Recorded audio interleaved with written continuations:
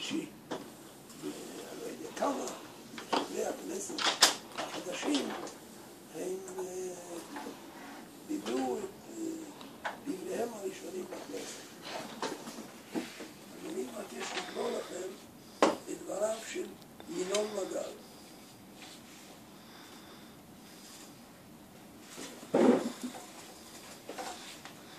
כבוד היושב ראש, כנסת נכבדה, משה קיבל תורה מסיני ומסרה ליהושע, ויהושע לזקנים, וזקנים לנביאים, ונביאים מסרו על אנשי כנסת הגדולה.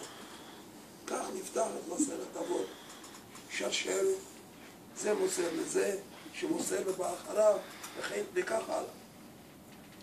כשקראתי את המשנה הזאת עם בני, שאלתי את עצמי, למה היא נעצרת דווקא בכנסת הגדולה? הרי המשנה נחתמת בשנת 200 לספירה, אז למה לעצור מאות שנים מקודם? והתשובה היא שזו תקופה של פוסט-טראומה, 70 שנה לאחר החורבן הראשון. עזרא הסופר רק מתחיל לאסוף את השברים שעולים מגלות בבל, והכנסת הגדולה אחריו מסדרת את התנ"ך, את התפילה, מתקנת תקנות ומלחמת בהתבוללות.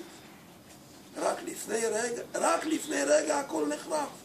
העם מתפזר, אין הנהגה, אין נבואה, יש הרבה, ואפילו הכהונה הגדולה נתפסת על ידי חמדנים בעלי שררה. בקיצור, יש הרבה לסדר. והנה היום אנו עומדים